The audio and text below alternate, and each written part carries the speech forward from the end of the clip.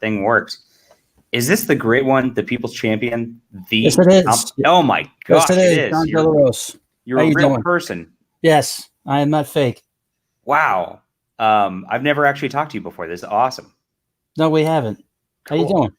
I'm great. I got my boy Captain Cummings right here. Hello. Okay, Captain. How you doing? Yeah. Well, I'm doing great. Fantastic. And we were going to talk about comic books, but now I kind of want to talk about baseball. Yeah, me too. A lot of stuff going on. So you were telling me about this Mets manager move, and I have no idea who this guy is. Can you give me a rundown and whether you think it's a positive move for the Mets or not? Well, this is what happened. Obviously, everybody kind of knows what happened in Major League Baseball with this cheating scandal. And one of the players that was involved was Carlos Beltran. And the Mets hired him and they let him go because he was like one of the masterminds. So they hired Luis Rojas. Now, I don't know much about him. I know he was managing in the Mets minor league system for the last 8 years, but he's been like on the bench the last 2 years. He's the son of Felipe Alou, the former manager. He managed the Expos. He managed the Giants. And he's also the brother of Moises Alou. I don't know much about him. I know the players love him. The Mets management loves him. Ownership loves him. But he's 38 years old. He's a kid. So I don't know much about him just in terms of what kind of manager he's going to be. But he is managed, just not at the big league level. So if he's 38, does that mean I can manage a Major League Baseball team someday? Yeah, maybe. I really would like to. That'd be a lot of fun. Well, I think AJ Hinch. I think he was managing at 32 years old when he was with the Diamondbacks. I think you got to have some your father's got to be a baseball player or something like that. I mean, that's what you told me. This guy, his father has a history of managing both. His father played for the Giants. Yeah, his two uncles play for the Giants. That's a big deal. Matty and Jesus Alou. So he's connected. Oh yeah. And his brother Moises Alou, he played for the Mets. Mel Rojas is his cousin. He played for the Mets and played for the Expos. So this is a big family. This is like the Boone family. This is one of those I feel like this is one of those clubhouse plays where like the whole organization just loves the guy, right? Oh yeah, absolutely loves him. Interesting. Absolutely loves him. So maybe that'll add some nice morale to the team this year. So your division actually is pretty difficult. Tough. The Phillies really have made moves, just like baller money moves. And the Nationals, I don't think I think they'll be a contending wild card team still. And the Braves are actually pretty solid too. Who else is in your division? The other team is the Marlins. Oh, they suck. Whatever. Yeah, I forget they exist. Well, the Mets have a tough division. They got to deal with the Braves, who won 95 games. The Nationals won the World Series, and the Mets finished third with 86 wins. So it's going to be hard. And that was a bad bullpen. Really good. What's that, Captain? I said, and that's pretty good. I mean, 86 wins. Yep. Alex Gordon just signed back with the Royals for a 1-year deal. Yeah, they're bad. They're really bad. Royals aren't going anywhere for a while. No. Guys, I wanted to ask you guys this one. Did you see the KU State fight last night? Yeah. No. Straight up fist fight. There was like 20 seconds left, and KU's just trying to run out the clock. They're up by 20, and the K-State guy steals it, which everybody thinks is a big faux pas. So then he tries to dunk, and the KU player just stuffs the rock, just bam, and then flexes over him as he's on the ground. And then the K-State bench jumps off the bench and starts, it gets into a whole fist fight. And one of the KU players picks up a chair up above his head.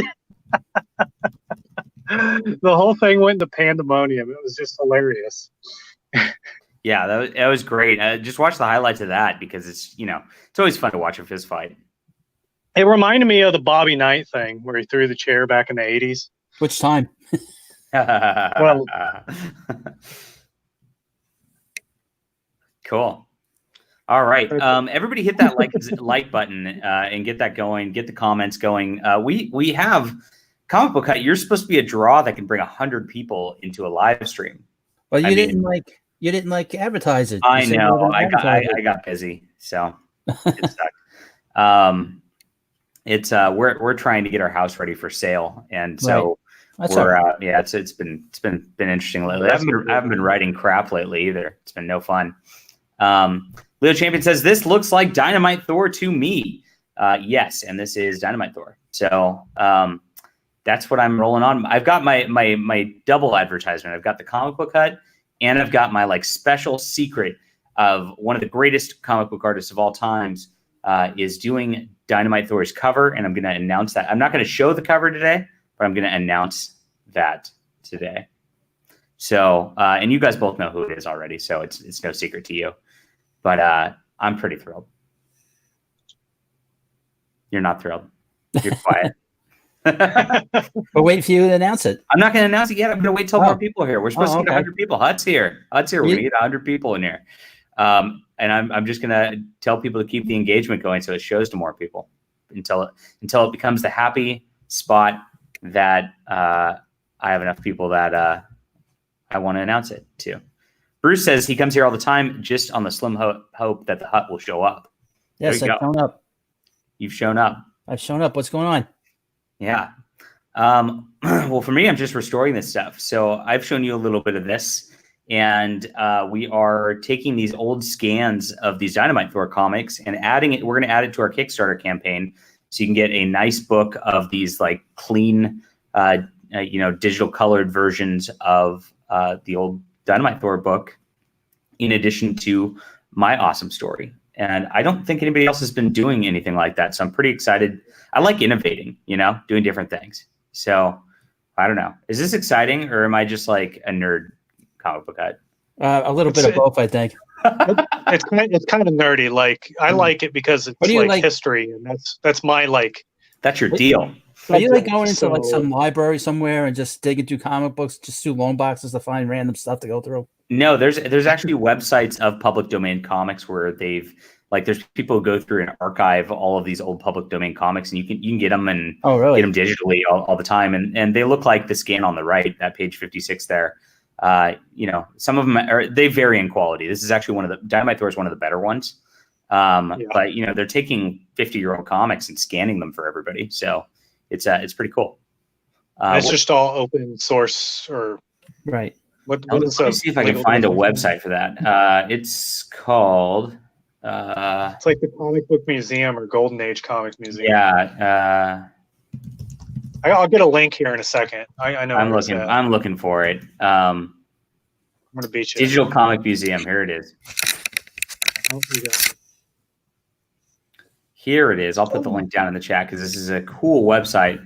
It's digitalcomicmuseum.com, and you can get all of these freaking comics here. And that's how I found Dynamite Thor. I was just kind of scrolling through this, trying to find interesting things like, almost 10 years ago. And I was like, oh, this is a funny comic book. It's a ridiculous superpower. And I just love the guy. I just love the like casual chucking of explosives. Like makes me laugh so hard. Like, here you go, have a stick of dynamite. Well, and you can literally like go read like Shazam and all kinds of like Golden Age comics there. Yeah, this was a backup from Blue Beetle.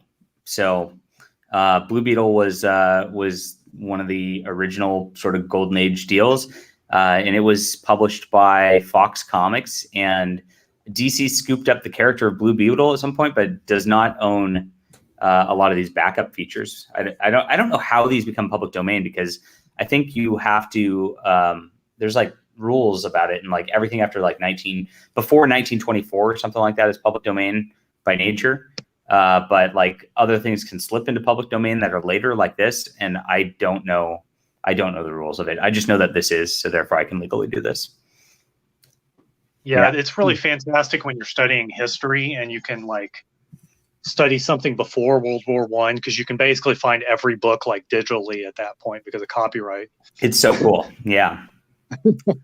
Now, most of our copyright laws get amended and screwed up, and it's basically to support Devil Mouse because Disney doesn't want to lose any of its copyrights to anything.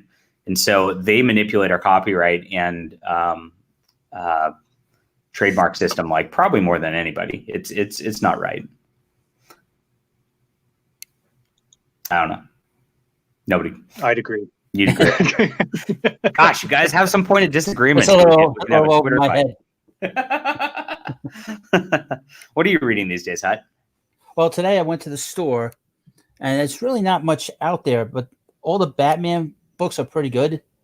Like today I got Batman 87, and I got Detective Comics 119, and I, for whatever stupid reason, I got that last Brian Michael Bendis book from Action Comics. I'll see how that is. And also, what else did I get? Oh, please! I mean, John Romita Jr. drew it, but we'll see how it looked. Okay, but he doesn't do great stuff with DC. It's weird. Yeah, John Romita Jr. I agree. It's like he's kind of like, I don't know. I thought Silencer was all right. Who's inking him currently? I think Scott Hanna. He's usually his regular. No, Klaus Janson. Klaus Janson, who's supposed to be fantastic with him. So oh yeah, he's terrific. I think part of it is he's not familiar with these DC characters. When he did a Batman series, I don't know, about a year ago, and it was pretty good, but his Superman stuff is terrible. Yeah, he can't get the look right. I've not seen it. Let me see. John Romita Jr. Superman. Let me see if I can pull one up real quick. His style it's terrible. Yeah, his style is too quirky for Superman. I know he's got that very weird boxy look to all his characters, right? Yeah. He's kind of Superman's supposed to look like Neil Adams, artwork, right. This looks terrible. Yeah. Oh my gosh. I like my Dynamite Thor 1951 like pulp drawing better than this. Let me pull it up for you guys. This is crazy. And I love John really well. Yeah, I loved his Spider-Man.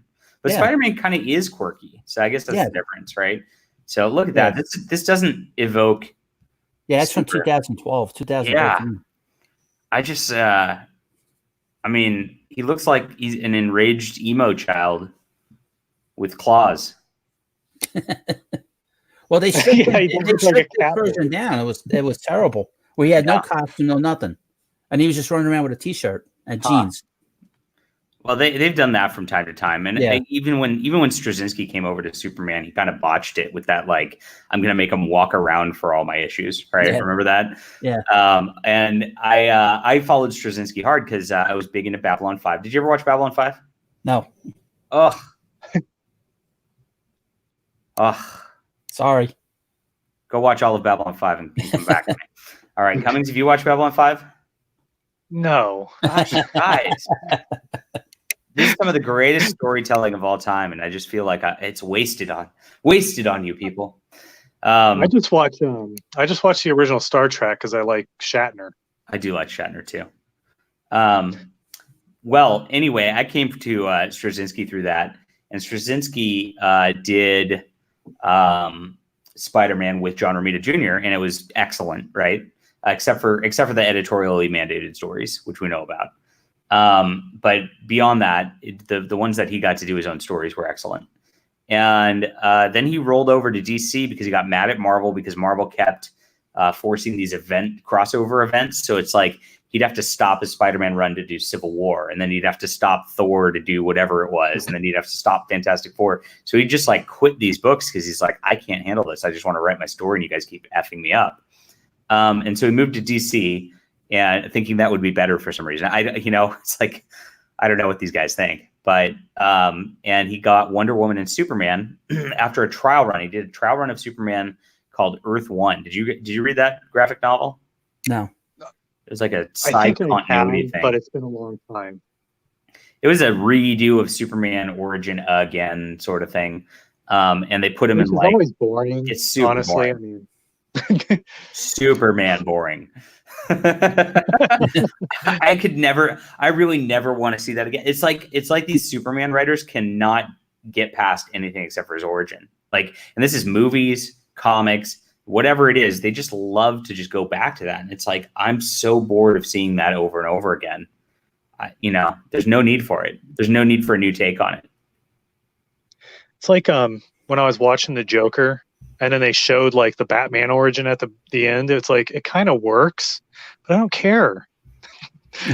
I thought the movie would have been better as like a regular psychopath movie instead of like Right. a Joker movie. Yeah. Well, wasn't Joker originally billed as a random psychopath movie, and then they changed it to Joker to get it funded and made or something like that? I read that rumor somewhere. I thought it was going to be a Netflix movie. Was It it? was a pretty good That's what I movie, heard. but my wife liked it a lot more than I did. Is it 11 Oscar nominations good? Mm-mm. No. No. That said, I mean, like, I don't think Hollywood really produces good stuff anyway. So, It might be because Yeah. like everything's trash nowadays. right. So there could be that aspect of it. I don't want to look at this Superman anymore. I want to look at my old Dynamite Thor shit. There. But, Yeah. I mean, Dynamite Thor is at least fun. Plays Yeah. with dynamite. I mean, He plays with dynamite. I know. I'm gonna make a bunch of memes when I do this campaign. With the like, what's that Konosuba show where they've got the explosion witch lady, and I'm gonna just like make a bunch of memes with her, and that'll try to sell the book with that. Hopefully it'll work. Yeah. Or I could just say that the comic book hut is literally doxing my cat. And because you doxed my cat, I am put into hardship, and you have to back my campaign right now. Well, that probably will work. Just to let everybody know, he doesn't have a cat. It's really a dog. It's really It's oh disguised. no! Now you've really and doxed this is him. going to be Why are a you weekend lying? fun, even though he's suing somebody else. Why are you lying, John? Oh It my is really a gosh. dog. You know what? Enough is enough. Enough with the lies. Bring out your dog. Terrible. Bring up the dog. Bring out the dog already. The literal doxing has me shaking right now, and you need to probably back at the highest tier of my campaign to combat the comic book hut's meanness because he's just a big meanie, Right. and therefore spend thousands of dollars. Is that fair? I mean, that's how you're supposed to do it, right? I break balls until someone cries. Yeah. Good. I mean, really, at this point, when a creator cries and they can go online and complain about me, then that is a surefire way that they will break 6 figures on a campaign. Good. Yeah. That's really my goal of the channel. I know. I was trying to I was building a Kickstarter campaign earlier, and I was like talking about the story and talking about the history of Dynamite Thor and how I've got this cool golden age and I've reimagined it. And I've made a really, really cool twist on an old character. And I've also kept all the continuity in place because he's my new version is actually the great grandson of this character whose powers have passed down. So that I like really am carefully, being attentive of what went on with these old comics and trying to honor it. But that's not the way to sell books. People don't care about books. No, they don't. Not don't. People online. Not people online. I mean, people only care about getting upset every day. What's the new thing I'm going to be upset about? What are we supposed to be upset about today? Is Trump impeached yet, or whatever, removed from office, or whatever it is? Well, after he's impeached and they find him not guilty, he will say thank you, and then they'll say, well, you know what? That's another impeachable offense. That's what's going to happen. I can't believe that he said. What was it today? They were talking about Elon Musk, and Trump said something about Elon Musk being the next Edison, and he's like, but he's the CEO of Tesla. And it's like, you guys don't realize that he's smarter than you, right? And he's goading you into doing this stuff. We have a great idea for how to promote this comic book. I can be angry at a handsome Hawaiian boomer. Yes. Do you think that'll sell me books? I don't know. Yeah. I can't find anything funny with that comment. You can't find anything funny with that comment? Oh, no. I laughed inside. Yeah. Yeah. Oh well. Yeah, so I'm excited. And what's great about this is I've actually got my artist on this one, we had Mary on the other day, and you could tell she wasn't super comfortable with streaming and all that for Clockwork Dancer. But for this one, my artist is like, I'll come on, I'll sketch on the middle of the stream, I'll do things like that. And so hopefully, we can build some buzz just because you guys can connect to an artist. And I think that is what the people want for the most part. I mean, as much as we're making fun of stuff, people do like to connect to artists and actually see the work in process and things like that. And I think that's actually a large part of why your channel keeps becoming successful. Your last iteration, or I don't remember which iteration, but you used to do these streams where you would draw and you would actually use your super chats for good and be like, send me a super chat for what you want me to draw and I'll draw it. And then you draw it. And that was so cool. I loved watching that. I treated it like it was almost like a request, or it was like a tip, like a song. Like if you went to a concert and you say, well, I want you to play this song, play that song. All right. And I'd be like, all right, you'll be the next song that I play. And I wouldn't keep people there. So I wouldn't keep people there for 5 hours. So I would focus on one drawing per chat. And in the beginning, I was just taking random stuff. Then once I got monetized, I thought, well, why don't I do a great idea and have if somebody's going to send me money or a super chat, why don't I just do a drawing? And I did a lot of different characters with that. That was so cool. I loved it. I can't wait. You said you'll do it once you get 1,000 subscribers, right? Yeah. So subscribe to Comic Book Head, people. Get them there because I want to see more drawing stuff, and hopefully we can get the artist Donald Kent, which is totally not a pseudonym, on here. That it sucks that people have to have pseudonyms to work with me because they're going to get harassed. Yeah, it sucks. What do you get? It is what it is, though. Yeah. But I'm glad he's come on board. Donald's a great artist. In addition to whoever this guy's who drew original Dynamite Thor had to be a pseudonym also. His quote name was Wright Lincoln, like Wright brothers and Abe Lincoln. So I guarantee you that's not a real name, which is probably why this is public domain, because they probably have no idea who actually made this. Yeah. It also might be somebody you might know, and they probably just use a pseudonym. That's true. It could be this style looks familiar to something. I don't know what it's from. It's like a standard comic house style, from what I can tell. It's very hard. Yeah, from the 1950s or whatever. It looks like something like early Superman. So Dynamite Thor is going to be 2 issues long to comprise this, which is going to be a 46-page main story. We've got a 4-page backup story and a couple pinups that are going on. And this is going to be the opening to issue number 2.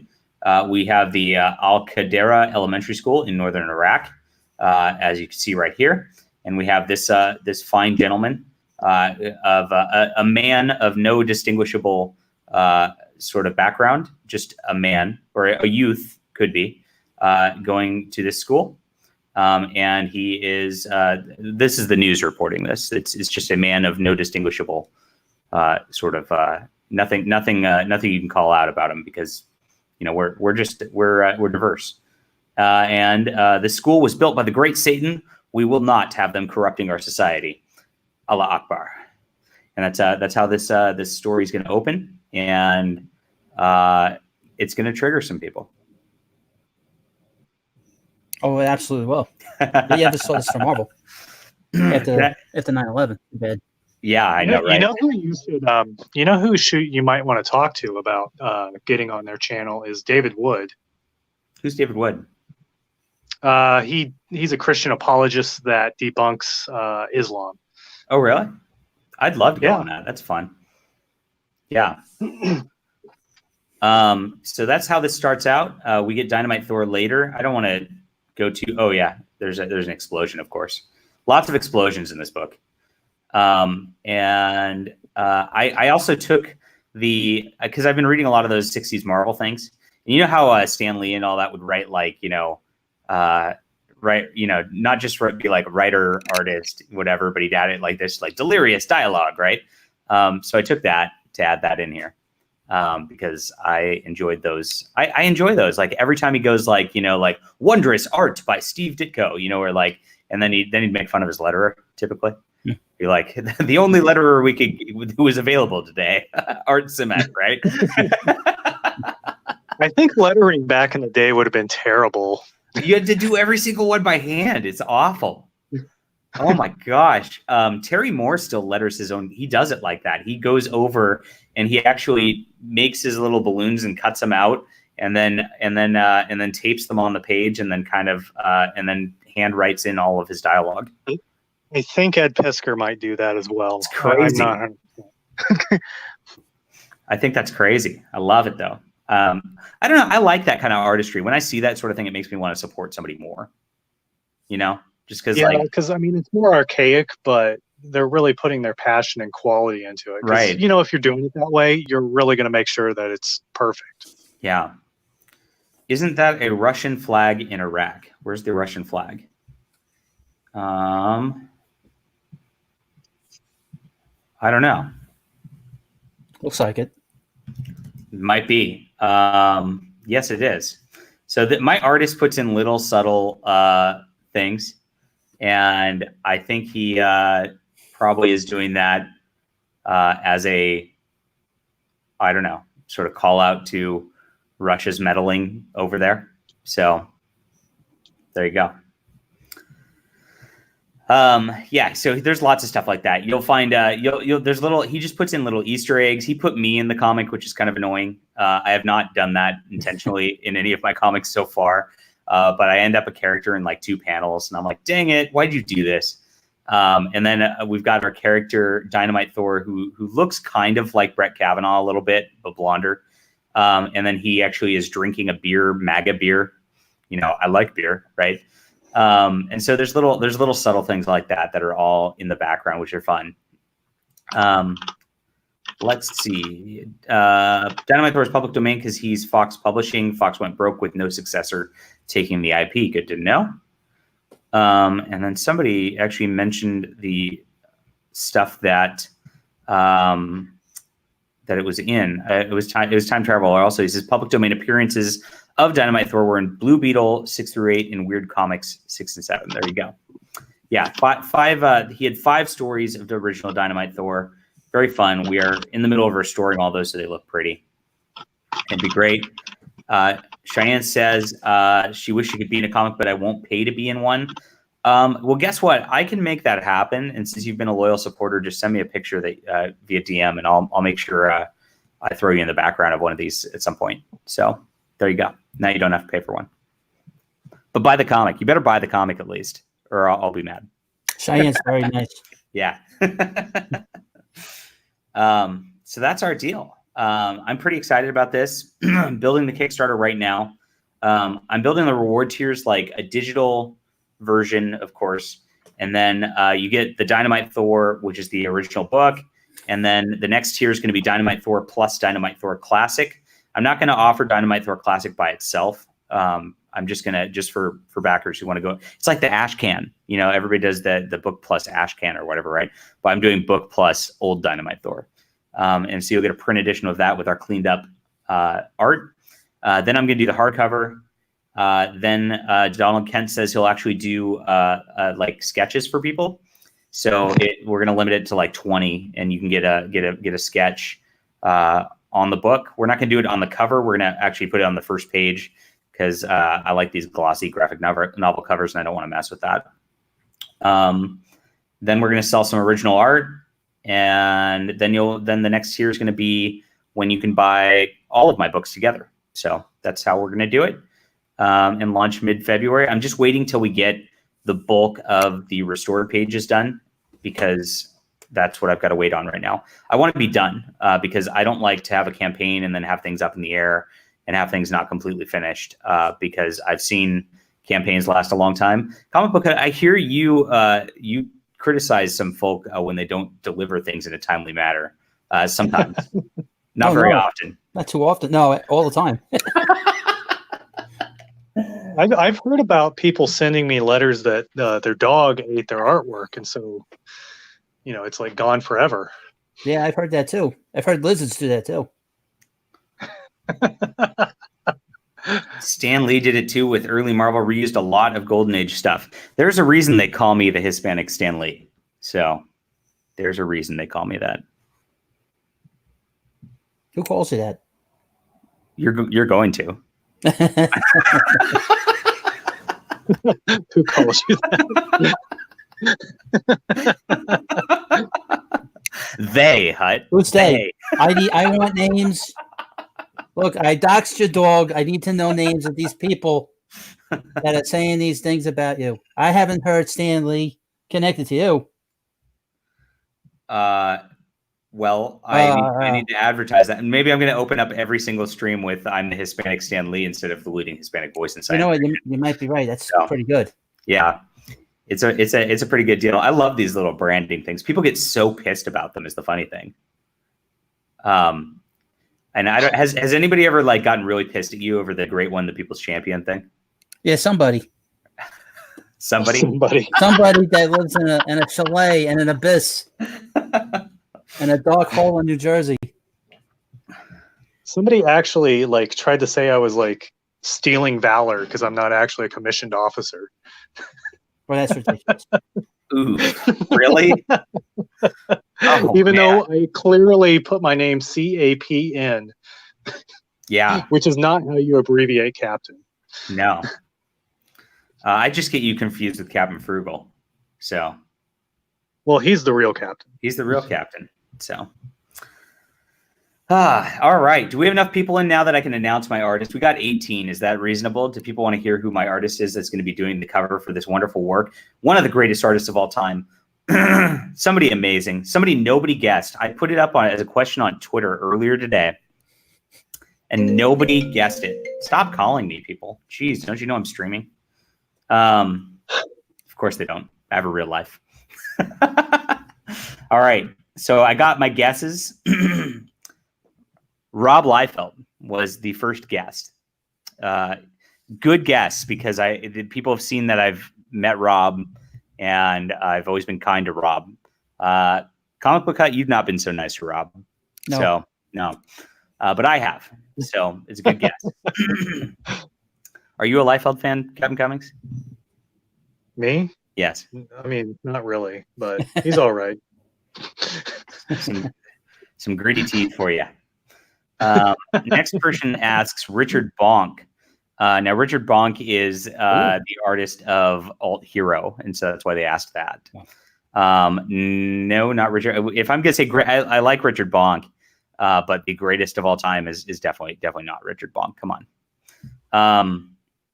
Neil Adams was another guess. This is by P. Alexander from Perso Magazine. That's a good guess. Good guess. Twitless Comics says, "Yo, mama." My mama does not draw. Lovecraft's Cat says Sean Murphy. Again, Sean Murphy's a great artist, and I really like his stuff, but I don't put him up in like a top of all time list. Do you? Yeah, give him a few more years. A few more years at least. Yeah, he's not quite there yet. I don't know. If I made an all-time list of art, we'd obviously go Kirby, right? Romita Sr., Steve Ditko, probably. These are all Marvel guys, huh? I've always been more of a Marvel guy. You know that. Mostly Marvel. Yeah. George Perez, though, right? Somebody guessed George Perez, which I thought was a good guess. Let's see. Who else is really amazing? John Byrne. Yeah. Ethan Van Sciver, of course. Of course. I'm not going to leave out Uncle E. It's fan favorite. Yeah, fan favorite. Let's see. Who else would I put on that list? John Buscema. Yeah. John Buscema. How did I forget him? For even his brother Sal too. Absolutely. Even his brother. I kind of combined his brother with him, even though clearly they're two different people, but his brother they kind of worked on the same books. Yeah. I'd actually put Mark Bagley up there, believe it or not.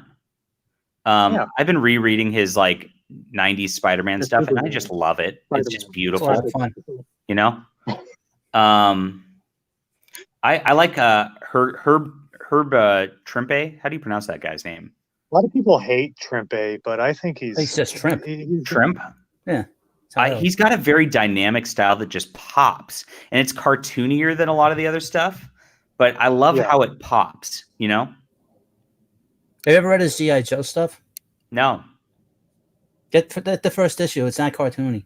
Okay. Which one was when was that? 1982. Was that with Larry Hama? Yes. Really? Yeah. Oh, I've read that then. Okay. Wow, I didn't know that was him. Huh. He wrote some of the first stories with Cool. Larry Hama. I'll have to reread those. Yeah, I thought he was great. I don't like Todd McFarlane. I think Todd McFarlane. You don't like Todd McFarlane? I don't Get like out of here. No. Sorry, guys. I'm gonna fight you now. Whenever I Yeah. I'm not into that style. I think it looks funky. But I like Mike Mike's funky. Yeah. The David Finch is really good. I had his wife on here. I don't know if he's all time great though. Mike Zeck is good. Yeah, Mike Zeck is good. But none of these people are the Dynamite Thor artist who I've hired. So should I announce it, or Sure, should the people or the People's Champion? Do you want to know who People's Champion? Who wrote the greatest, or who is the artist on the greatest comic book of all time, which of course is Spider-Girl. Ron Friend. And there you are. Ron Friends did the cover for Dynamite Thor. He is most famous for Spider-Girl, of course. Yeah. And because that's all anybody cares about is Spider-Girl. Right. But he also did a couple other books called Amazing Spider-Man and The Mighty Thor that you might have heard of. And I actually thought it was fun because this right linking guy, so on these weird comics, the first 5 issues actually have Thor as a Norse god. And he copies himself onto a mortal in order to help. This mortal's like this, like he's basically a sort of like gamma male kind of guy who, like, his wife's like, or his girlfriend or whatever is like, you don't even love to do anything. You've got no adventurous spirit. You suck. And she bails on him, and he's going to kill himself. And and he's like, if anybody's out there, like, please stop this. And then Thor like shows up and is like, no, you must take my power. And he like gains the power of Thor and becomes like this mortal version of Thor with a hammer and everything. And it goes for 5 issues. And this is from 1951. And they stopped it. And then the very next issue, they change it's Right Lincoln again. And it's Dynamite Thor instead. And it just has nothing to do with the prior issue. So I feel like it was just not a success. Nobody liked it. And so they just abandoned Thor. And it had a lot of the similar elements to a later Thor book by Stan Lee and Jack Kirby. So very interesting stuff. But Dynamite Thor had nothing to do with that. The guy's name just happened. His last name happens to be Thor. And I have no idea why that was put on here, or I don't know why it was. I don't know why it was not just called like Dynamite, or whatever. But they just made his name Thor, so he's Dynamite Thor. So Ron Friends drew Thor, and now Ron Friends has drawn Dynamite Thor. And I've shown it to these gentlemen here. I'm not going to reveal the cover today because I'm going to draw this out and make a like whole thing out of it. But you guys saw the cover. It's dynamic superheroism at its best. I love Ron Friends. What did you think of it, guys? Did you like it as much as I did? Is that the one you showed me like a week or 2 ago? Yeah, it's super vibrant colors with explosions, and then he's carrying a girl in it like a superhero deal. Yeah, that's like I think I even told you I think that's going to be like a big seller, because it's like something you would see across the comic book store and you'd be drawn to, and you'd be like, oh, I'm going to check that one out. Sweet. I'm glad that's the case. I've got it right here. I'm not even going to pull it up. I don't know. You don't love Ron Friends as much as I love Ron Friends. No, I do, actually. I love it. Have you guys watched his what are those guys called? The Ed Tisker and the YouTube channel. No. Comic book. Anyway, so they interviewed Ron Friends for like, it was like an hour or something like that. Oh, they did? It was pretty good. Sweet. I guess he's from whatever city they're from, Pennsylvania or something like that. That makes it easy. Ron was actually supposed to come on today, and this was going to be my big announcement.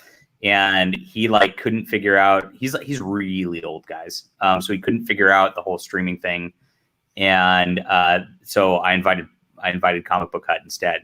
So you are my replacement, Ron Friends. Okay. Yeah. I'm very honored. Yeah. Well, Thank you.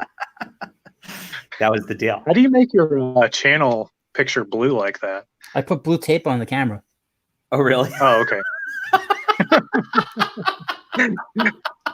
When I get to different holidays, I'll put different colors on. Like That's Valentine's really will funny. have red, and when I get to St. Patrick's Day, it'll be green. That's cute. What are you going to do for I don't know, Kwanzaa? I don't know. Is Kwanzaa a holiday? It is. Very important holiday. Isn't it the same colors as Christmas? Red Is and it? green. Let me It see. is. Kwanzaa colors. Like red, green, and brown. Oh yeah, because it's red. It's red, green. It's yellow, green, and red. Well, they Yeah. mixed it with like Hanukkah as well because they got that candle. They got a thing going candle on. thing too. Yeah, they really just copied the other holidays to do a thing. That's funny. High-tech special effects from the Hut. We Absolutely. would expect nothing less. Nothing less. The Hut is a fisking genius. There you go. That's true. It's true. Drake Tungsten would be a great comic book hero name.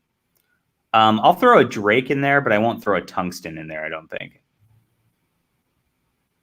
Is that fair? I don't know. I don't like Drake either because Drake's a pedophile. Who's that? The singer? The singer, yeah. Not the guy in the chat.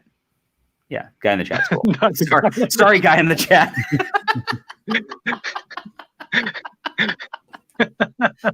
I mean the singer, the rap guy, you know? Jeez. I don't know nothing about rap.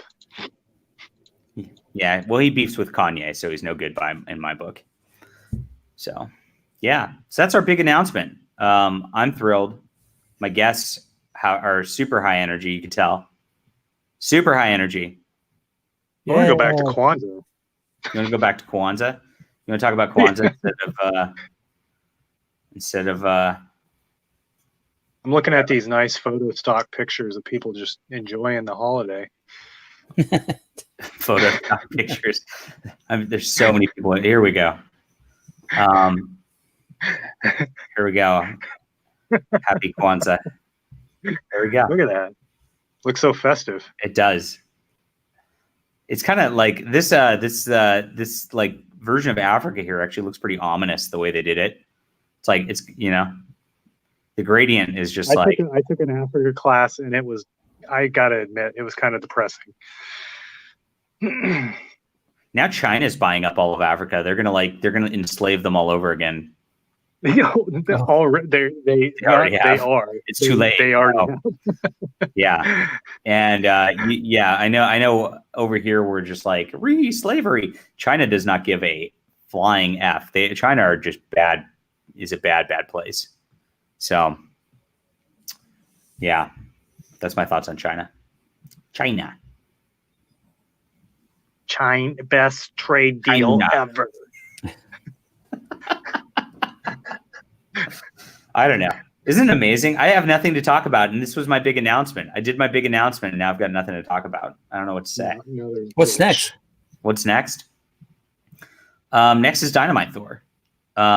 So that's I'm going to delay my next book release. Actually, I'm delaying it because I got into Kevin J. Anderson's book bundle.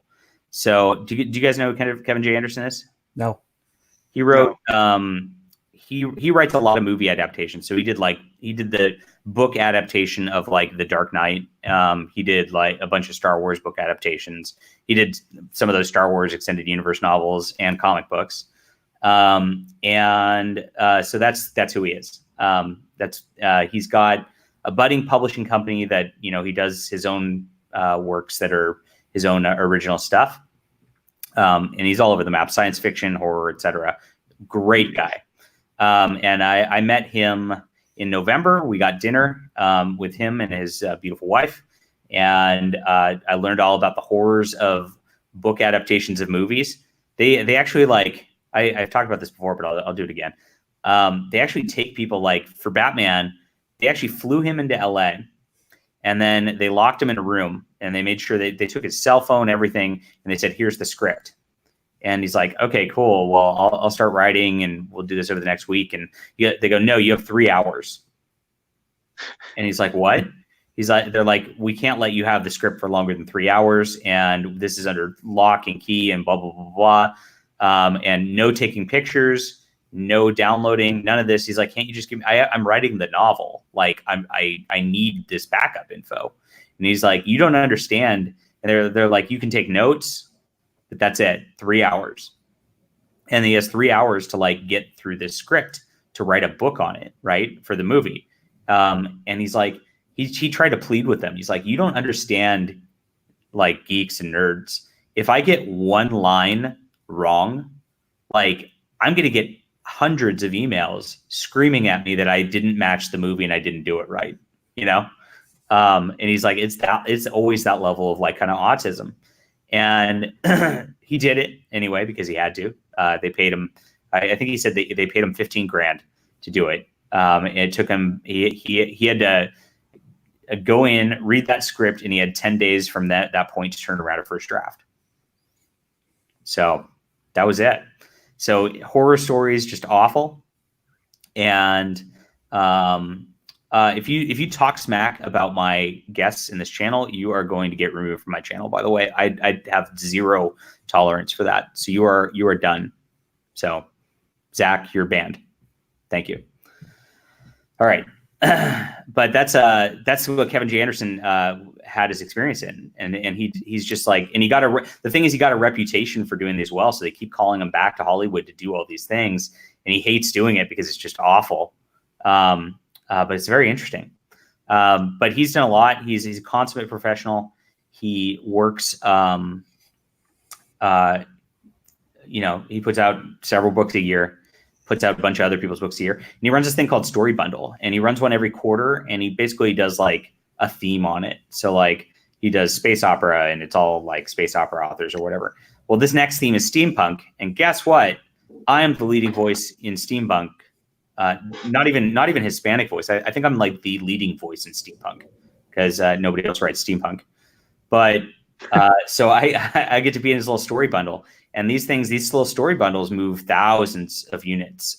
So he just gets all the best authors in the genre and piles them all together. You get like 10 books, and then like if a certain number of people buy it, it unlocks like 5 more books.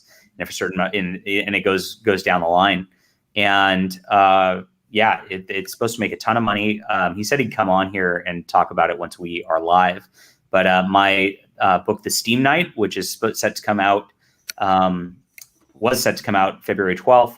I'm going to be pushing that to March now, and it's going to be in the story bundle first. So I'm very excited about that too. Is the long story short? Yeah, real books. There's people out there that actually care about books, friends. Believe it or not.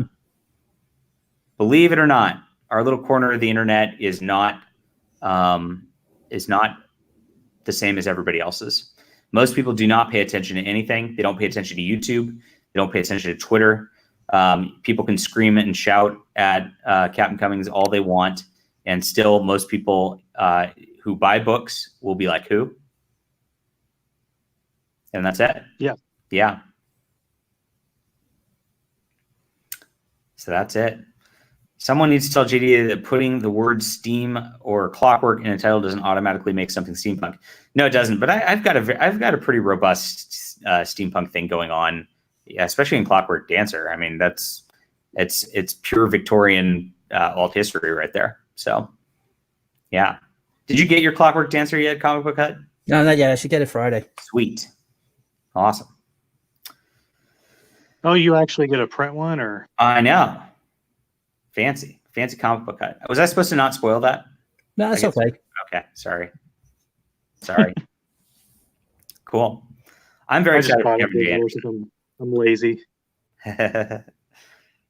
You're lazy, but it's the better way to do it because one, I make more money off the digital version, and two, you get it right away, right? Mm-hmm. Delayed gratification. Is there any reason to go to the comic book shop this week? Yeah, Batman comes out. I'm not buying Batman. Oh, some people do. But it's not Tom King. He's done writing it, so I've heard. So you think the Tinian guy is doing a lot better of a job? I think. Well, he's a good writer. I've not read probably anything he's written. I don't know. He is a more simplified version of Scott Schneider. Oh, good. Scott Schneider needs simplification. Well, Tinian, he is like his apprentice. He works under him. Oh, interesting. Yeah. So, okay. Well, that's cool. I don't know, though. I'm still not interested in buying like Bat stuff. I just feel like these books just like every single time they just like reset things. Well, yeah, that's the deal. John's a Marvel guy for one. But for two, I have always picked up the Bat books, though. That's the interesting thing. I've been a Marvel guy. It's been like I'm Marvel guy and Batman, and that's how I was growing up.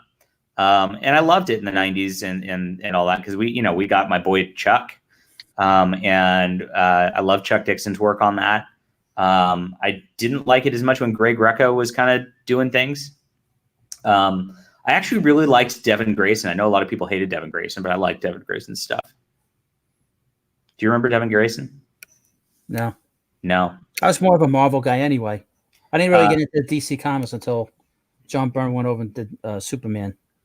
Devin Grayson was controversial because she had like Nightwing get raped or something like that. Oofa. Yeah. So that was kind of weird. And that one storyline was kind of weird, but the rest was pretty good, right? And that's often the case. You'll have them trying things and it doesn't always work out, and there's one bad thing that happens. It kind of mires their whole run. But I don't know. She was all right. I'm partial to her because when I was like 17, 18, I went to a comic book convention. And she let me sit down and hang out and play the DC role-playing game with her at the time. And I'm like, this is cool. The chick who writes freaking Nightwing is like letting me do this and hang out. That was pretty nice. And then she smoked me out and gave me weed at the time, which I'm not condoning. Weed is degenerate, and you guys shouldn't smoke it. I don't now, but in high school, I was very happy for that experience.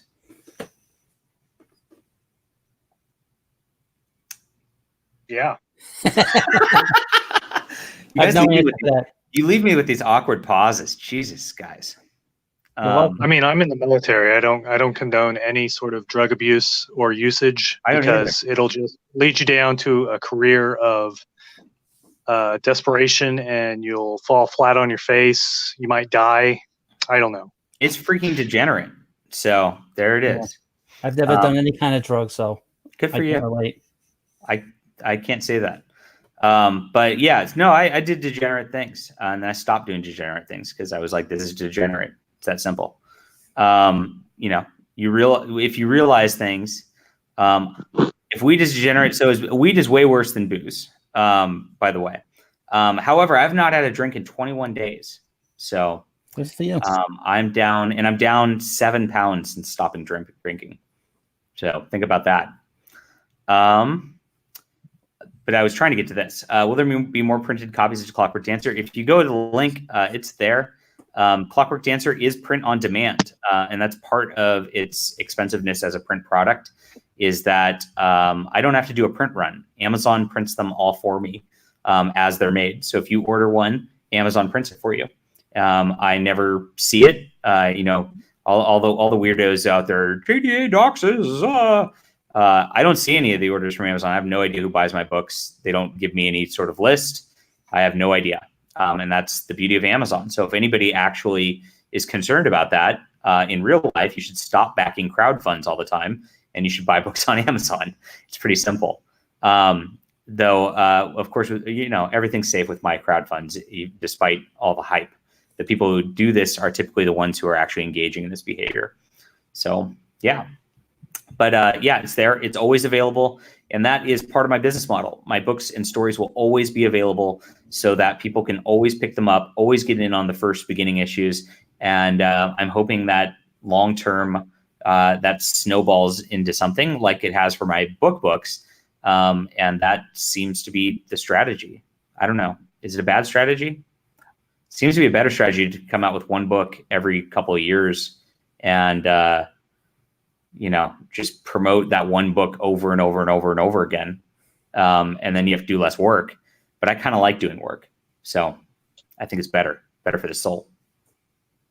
If it's good, then you'll keep customers instead of losing them. That's true.